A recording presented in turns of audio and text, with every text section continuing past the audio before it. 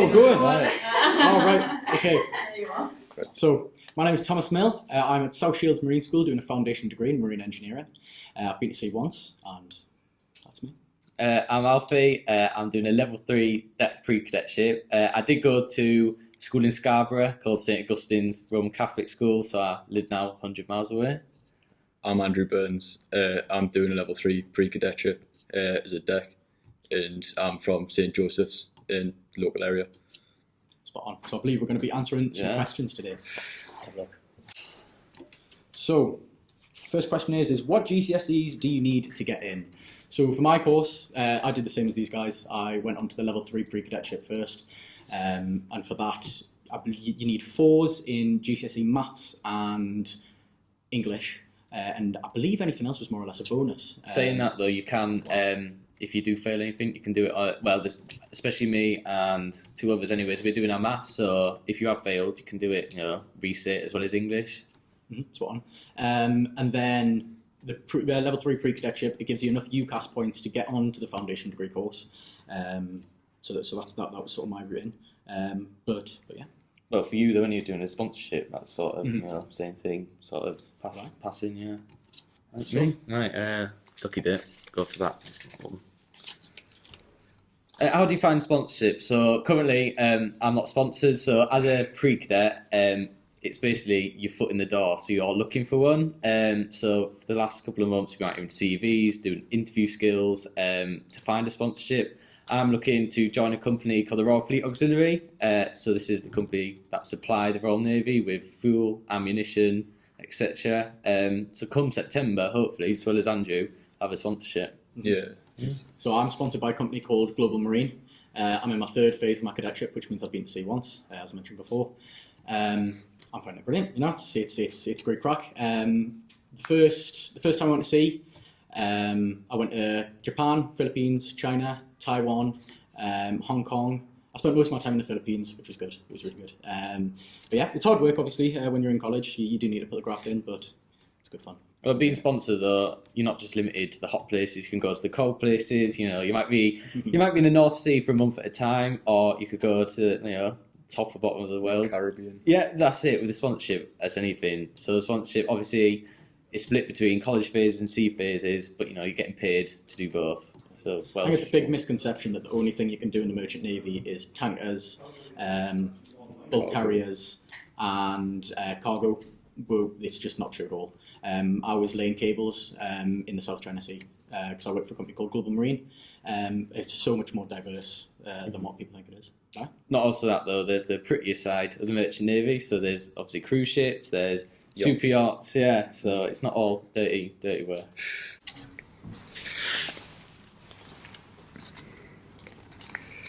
How do you spend your free time on the ship? Well, me and Alfie haven't been on ship yet. But on ship, to be perfectly honest, you're busy quite a lot. You do work full days and in some cases 12-hour shifts. But as for spending your free time on my ships, we had barbecues quite a bit, which was good. But as for just your general day, a lot of watching films, really, just socialising with other people. There's always a space or a room that you all go in at night and just have a crack about the day. And that's the main thing that you do to fill your time. Obviously, if you play an instrument or anything like that, I play the guitar. I spent a lot of time playing my guitar or reading. So yeah, doing things like that you would just do at home to entertain yourself. Although I'm not sponsored, I do know, depending on what company you're with, weekends you sort of have off to study, so do stuff that's required of you for your cadetship. For deck side though, like I am, free time isn't as vast as an engineer because someone's got to drive the ship throughout the night. Where are you going again? Right, good stuff. Should we get another one? What is the Merchant Navy? So, very broad question. The Merchant Navy is, how would you put it into one, really? Sort of the workforce for trade, I'd say. Yeah. It covers a lot of different things. Again, as I mentioned before, the misconception is that it's just generally getting things from point A to point B, which is a lot of it, like for oil and for cargo and things like that. Just general transportation of goods. Yeah. Like the leisure side of it as well, including, like we said before, cruise liners and yachts. Yeah. yeah, there's a lot to put into it. But obviously, with the cargo aspect, although it's a misconception, most of our oil is from the hot places such as Dubai, Middle East, and that does have to get all the way around the world. And we can't do that by human power, by swimming across the channel. Can't do it by planes, so it's big tankers, that take across the world. So, like I said, it's sort of the workforce, The most trading thing. efficient way of doing things. Yeah, definitely. Yeah. Right, I'll go for one. Okay. Go for that one. When did you first hear about career at sea? So growing up at Scarborough, surrounded by the sea, since age of 4 or 5, I used to spend hours in the sea and absolutely loved it. My granddad actually used to take me out on the boats, to which I eventually worked on and fell in love really. So I eventually joined Sea Cadets, and I've travelled. I've been 16. I've still got 1,000 miles of sea knowledge. Travelling around the country, and I thought, what type of career can you get? So it's not very mundane. You don't sit in a classroom. You don't sit in the same 4 walls doing the same monotonous stuff. You could travel anywhere in the world and get paid for it, whether it be Alaska, the Middle East, like I said, America. It's like a job no other. So that's when I first heard about it from speak to people. I had something similar. So I grew up in a place called Whitley Bay, which is on the other side of the river to where I'm at now. Which is obviously by the sea, and me and my dad have a fishing boat in Wallsend in the Wilton Quay Gut. So since I've been a kid, we've always been going out fishing on the boat. But I've always had an interest in engines, really, which is branched off slightly from the deck side. I had motocross bikes since I was a kid, and obviously there's an engine on the boat that I used to love getting underneath. So I sort of put 2 and 2 together, really. Had a look online. So I was originally just going to be a general engineer. But with my love for boats and things, managed to have a look online and found this, which is perfect for me. So my family, like literally every man in my family's been like some form of like seaman. Like my dad, RFA, 2 of my uncles, Global Marine, and James Fisher, one of my cousins is Global Marine, and then everyone back since like World War One were at sea. So it's kind of a family thing for me. Any blood, Yeah. Yeah. But you've had to sort of drift away, haven't you? Sort of they've tried convincing you, being all engineers. Yeah, I'm the only deck in the family, unfortunately. But good on it. No, it's you, isn't it? Yeah. Who gets the most seasick? I have been seasick quite a few times. I'll put my hand up. Probably the worst experience for me. I was on a ship with Sea Cadets, and we were around in Land's End, and there's quite a big swell. So there's Wolf Rock Lighthouse, quite famous in the distance. Land's End to the right, thinking, well, I'm at the bottom of the country, having a whale of a time, jumping up, sort of you get that big jump there. When the ship's going up, you jump. And I was doing that. The sun was beaming on my head all day. Got heat stroke, violently sick, and I drank orange juice too. And I cannot tell you how much since then I've felt so much sick. Since then, I've been all right. But me, out of those 3, probably me the most seasick. I don't know. Maybe I'm weird. When I first went from Japan to the Philippines, the ship was virtually upside down. Like there was chairs going wall to wall. I remember eating me dinner, like literally having my plate in my hands because it was going to slide off the table if I didn't move. I woke up on the floor numerous times because I was getting thrown around. And I don't know. You get a little bit annoyed with it because you're starting to think I want to be able to walk now, but. No, I never felt sick. But saying that I've been sick, I still enjoy it. Like coming back to the crazy at sea thing. What type of job do you experience? Big waves like that. Obviously, it's scary, but the stories you can tell. Like I said, although I've not even got a sponsorship yet, saying going around Land's End, the stories I can tell. Although I've been sick and it's not nice, it's still funny, and I still look back on enjoyable memories. So. Sort of what I'm saying, don't be sort of put off by anything because it's still a funny thing. Honestly, I've never been seasick, but I know people who have. Even just like being in a raft, they've been seasick. Yeah. And I don't really see how you could get it personally. It's just one of them things, I guess. Right. Good stuff. So, what advice would you give any students in Year 11 now deciding what they would like to do after school? I would say. Think about what you enjoy doing, not what other people tell you to do. I mean, fair enough, take advice from people, of course. Yeah. The reason I'm saying that is A-levels are a brilliant choice for a lot of people, and it's what you need to do. For example, my brother, he's a doctor, and he needed to do A-levels. But it's not the only option. I felt a lot like that was just kind of what you had to do.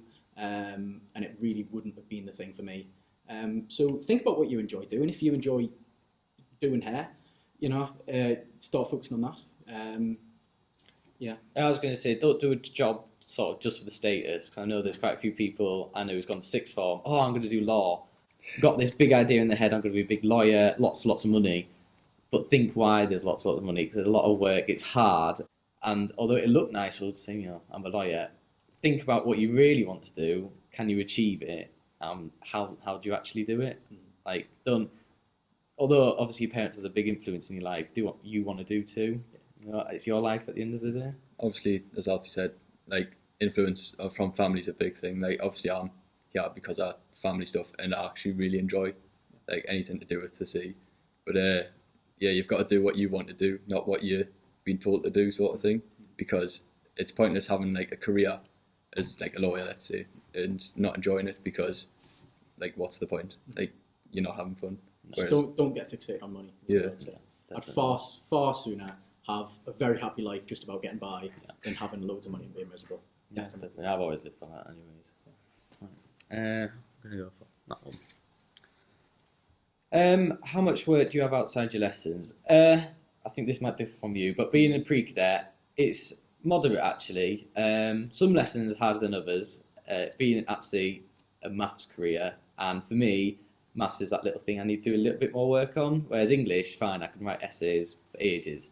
But like I said, this one maybe a little bit more work. And because in the marine environment, it's different from school. You're learning things that you've never learned at school, such as stability. So obviously it's physics, but stuff that you've never seen before. So it requires just a little bit more work to understand, maybe. You don't get masses of work. And if you do, there's something called the MLC available. So you go on an evening, and if you need any more catch-up, there's usually a lecturer, even two, to sort of help you with any work. It really helps. Yeah, would you say you get loads of work? Nothing I can't handle, if I'm being honest. Like, we'll get given presentations to make, so it's not as if it's just like boring writing essays, stuff like that. It's like getting like creative sort of things. Yeah. We've done a few presentations, even other homeworks. It's just like, it's like revision stuff like that. Yeah. So, like the basics really. Yeah, I'd just say it's not unmanageable. There's no beating around it. It is hard work. Mm-hmm. Especially when you actually get onto the cadetship. It's a lot to take in. But that little bit of work you put in at home makes the lesson form far easier. If it's like anything, if you stay on top of it, it's all right. Yeah, it's manageable. Yeah, is what I'd say. Do you get homesick while you're working away at sea? Homesick, no. I didn't anyway. Towards the end of your sea phase, you can't lie. You do start thinking, "It'd be nice to be getting home now." But the way to get past it is to sort of have two mindsets in the way that you live. So you've got your home life and you've got your sea life. That's the way I've done it anyway. So when you've got your sea life, that's just, you're at sea now. That's everything. Sort of no such thing as home. And you crack on, and then when you come home, you've got your home life and you enjoy that. But also, it is made a lot easier because on my ship anyway, we did have Wi-Fi. It wasn't massively good, but it was good enough to, you could definitely message home and you can talk to people, you can call people. Well, for me, I've not been to sea yet, but living in Halls of Residency, I've been here since September, so I've been quite a couple of months away from home now. And I thought, a couple of times I'd get homesick, so I've never actually been away this long. But the people you live with make your life a bit easier. You make friendships, you're preoccupied. So moving away to Newcastle, I've actually never been to a city that many times. So exploring, shopping, days out, exploring the new places, it occupies you. Obviously, you've got college Monday to Friday, and on the weekends, usually there's not a lot to do, and that's when you sort of you spend your time sort of filling in things, and then it only you do think about home, but as Tom said, there's communication. You can FaceTime. For me, I'm only 2 hours away, so if I did want to go home for the day, that's fine. But so I've not really been homesick. I've not been away long enough to feel like that either. Right, I'll go for the next one. What's the average day look like for you? I've got my routine quite set out. Wake up quite early, actually 6:30. I can't believe I'm saying this. I do like stretches, a bit of a workout, which I hate workouts. Get sorted, do my hair, and then I do a little bit of revision, not a lot. Hair take half an hour, like. Yeah, more. And then do my college. Depending when I come home, chill out for a bit. Maybe read book, chill out, go on my phone for a bit. Just have completely something different to what I've done all day. Bit more revision. Don't really need to do as much as I should. Like I said, I was talking earlier, it's manageable, but I just like to get in my head a bit more. Living in the halls, the gym's free, so trying to maximise that as much as I can. Go to the gym as much as I can every evening, and yeah, spend time with your hall mates, have a laugh, and enjoy it. Depending on what time we're in, really, because sometimes we start at 9, sometimes we start at like 11ish, 12ish. I usually get up at about 7 because I live like a few miles away, so I have to get the metro in, which takes about 20 minutes to get here, so it's not even that bad. But yeah, wake up 7 to get here for 9. Easy as that. Yeah. And then when I get home, I just do a little bit of revision if it's needed, and then yeah. Spot on.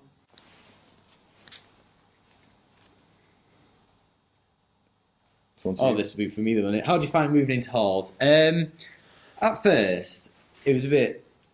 You question yourself. I moved in and I thought, is this right for me? Because obviously I've moved into a block with 6 strangers. Most of them quite laddish, gym lads, protein shakes and things like that. Not me. And then, you get used to it and you realise, actually the people you don't think you have in common, you actually do. And you do enjoy it. You have a laugh. You make your room what it is. I've got photos on my wall, a couple of posters, which, halls are fine with. Got even a little coffee machine. I know, something like a cappuccino in the morning. You make it to what you make it, sort of thing. So I found it really enjoyable. Yeah. And you lived in halls, did you? No, I never. haven't lived in halls. No, I've enjoyed it anyways. Spot on. What do you usually do in your lessons? Depends what lesson it is, really. A lot of it revolves around maths. If we're talking about classroom academic lessons. That's not to say you need to be a maths wizard before you come here. I can't lie, you do, especially for the foundation degree, you do have to have something going on in your brain where you can click with numbers. Well, less so with numbers really, more mechanically minded, I would say. I mean, I can only talk for the engineer side, but understanding physics really, that would be what I'd say for lessons. But again, the lessons that I've sort of doing at the minute is electrical. I'm doing thermodynamics, which is the study of how heat moves through materials. Construction and stability, which is a very interesting one. That one's to do with how the ship actually moves, where the weight is going, the buoyancy, all sorts of stuff like that. And mechanics, which is one of the harder ones, but I enjoy it. It's good. Again, if you put the graft in, it'll all fall into place for you. Being deck, slightly a bit different. There's still a lot of maths. For example, with celestial navigation, so this is finding where you are in the world by looking at stars and planets. Trigonometry is involved, but the lecturers explain it to an extent that you understand it. And when you're in school, you're doing algebra, and you're doing lessons that you think, well, when am I ever going to use this? Because it's real life to you, something clicks. And it's sort of like, when you picture yourself, in a couple of months' time, think, I could be actually going to see doing this for real life. You have that sort of push behind you, and even when a sponsorship too, obviously getting paid is even more of a push. So, with Deck 2, some of it's quite a lot of a memory game. So, Deck are the ones who drive the ship. So we've got to know different lights on ships. So, what is the ship in danger? How to contact other ships. Flags, Morse code. Still got to learn things like that. We also, English is a bit involved too, something called marine industry, so this is law, so obviously the further you go up the ranks, come to captain, you are actually, dependent, that is you in command of a vessel, you sort of, apply the law to certain aspects of your life, so you've got to know, obviously a bit of English too. Would you say anything else? We've got quite similar lessons, like construction stability to the engineering side, which is, like we have physics and maths lessons, like in the maths we have like algebra, trigonometry, statistics, stuff like that. Stability and construction, like that includes a lot of physics, and then as Alfie said, English and law as well when it comes to like marine industry and things like that. We also have like practical courses as well, like at the Marine Offshore Safety Training Centre, the MOOF Centre. It's like we do like training drills on like what happened in real life, like with like recently, me and Alfie, Sea survival. we did sea survival, which included man overboard drills. So we went to Tynemouth and the River Tyne on like lifeboats, and we did drills like man overboard drills. Pretending to pick up a man overboard. We threw little boys in and stuff. Not like the No, like inflatable boys. the inflatable boys. We had to rescue them. And then we went off to the Moor Centre again in the first week back after the Christmas break to do some more practicals, including like rope work, splicing. But then we also did abandoned ship drills, which was possibly the most fun I've ever had doing a course. So explaining this then, this is probably one of the highlights that we've done on the course. You get into all your suits and everything, life jacket, helmet, and then basically ship's horns going off, abandoned ship, you have to jump into the water, and you have to work as a team. Swim as a team, look after each other, help each other get into the life rafts. Bear in mind, it's pitch black. It's dark, there's sirens going off, spray everywhere, wind, noise, there's waves going up, and you basically just got to paddle, rescue someone. And it's not easy, but you're not doing something like this. Doing A-levels at college, when do you get to say what I've just said? It is. It's part of your course. Not only that, fortunately we've missed it because of COVID, but we have, at the end of the year we're going to go firefighting again. Yeah, I was going to say that was probably my favourite one. Yeah, my favourite one was firefighting. So you do two main physical exercises. You do a day in the classroom, learn about your BA set and your high pressure test, low pressure test, everything that you need to know. So you're confident in putting it on and donning it. And on the last day, probably one of the highlights of, I don't want to say my life, but something that I've done that was absolutely brilliant was going into a burning building and having to put the fire out and taking a casualty, again, not a real casualty, but weighed the same as a real person, and having to take that person out. You literally go in through the top of the burning building with a hose, and you've got to put it all out. It's great fun. I love it. Well, you've got to think about it though. When you're on a ship, in the middle of the Pacific, you can't just call 999. Literally, I was woken up in the middle of the night plenty of times by a fire alarm. Having to just run downstairs, literally in your boxers, putting a boiler suit on, while you're going down the stairs, and getting all your BA on, and you don't know whether it's a fire or not. Like that's the main thing. Yeah. Like there's alarms going off and everything, and you've got a BA on, and you're like, is this a drill? Is this real? And then you find out it's a drill. You got to remember, it's real life. Yeah, but because they want you to react like it is real life. Definitely. But yeah, that training though, it was really realistic. Really realistic. Like, it felt like a movie score sort of. Well, I hope that's cleared everything up for you. If you do have any more questions, on the first Tuesday of every month, we have an open day. Chances are one of us three, if not all of us, will be there. If you've got any questions, maybe that you don't want to ask the lecturers or ask anyone else, feel free to ask one of us. Don't be shy. Yeah. Thank you. Thank you. That was so good.